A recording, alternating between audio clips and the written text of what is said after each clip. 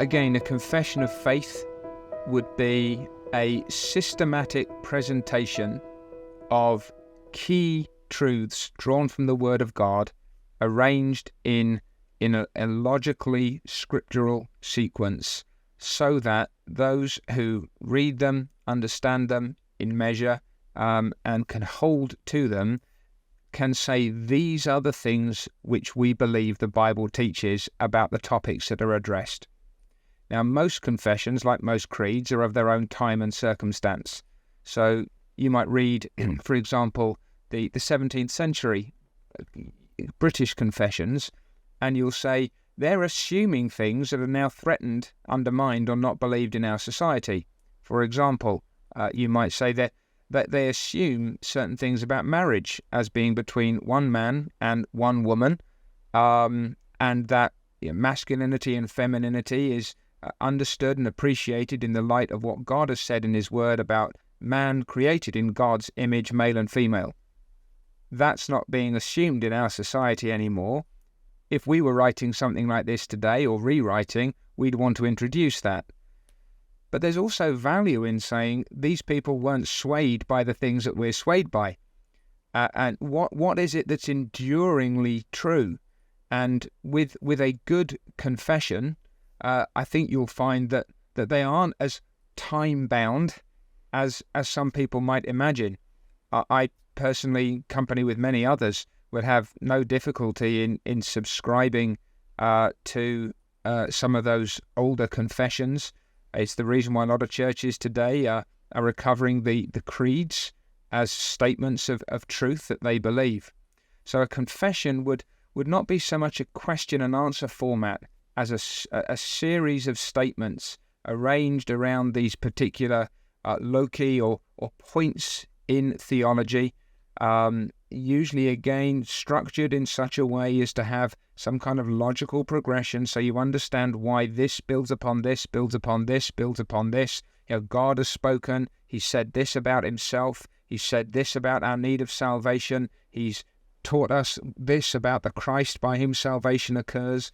This is how we enter into that. So that all holds together, and they really provide anchor points for God's people, for churches as a whole. There are different ways that people subscribe to them. I know congregations that would say, well, for example, the church officers, they hold to these in their entirety, and the church accepts that they'll be taught these things. Other times it's the whole church says, yeah, these are the things that we believe, and we recognize that not everybody's going to understand them to the same degree. But those great confessions of faith, and something like the Heidelberg Catechism, that's rich enough and developed enough. It almost sits somewhere in the gap between a catechism and a confession, which again is why some of our Dutch brothers, I think, would instruct from it, because it's got this systematic biblical form to it. The confession is this, again, in its time, a bare minimum document. Again, we are so chronologically arrogant. We assume that we are cleverer, more developed, more insightful than those who've come before us.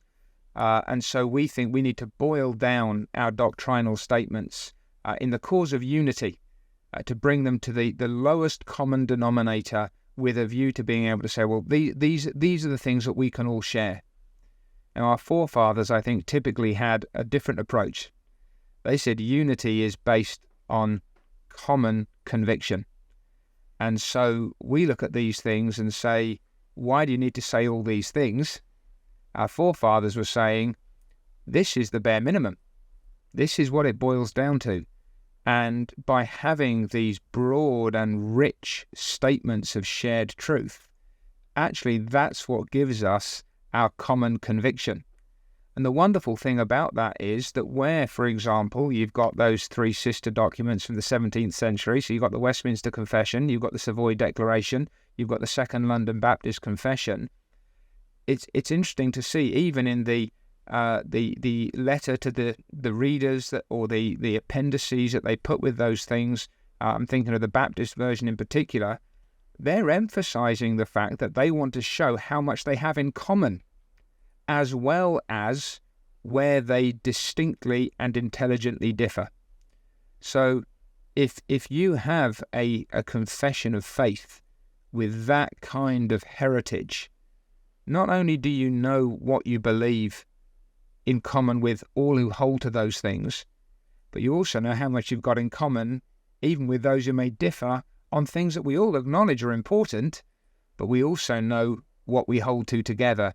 And that in itself, I mean, I know what I share with my Presbyterian and Congregational brothers. I know what we can all sign up to.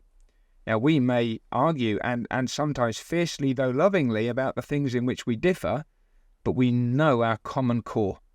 And there's really value in having that kind of thought out, carefully expressed, and often mutual expression of the essence of biblical Christianity.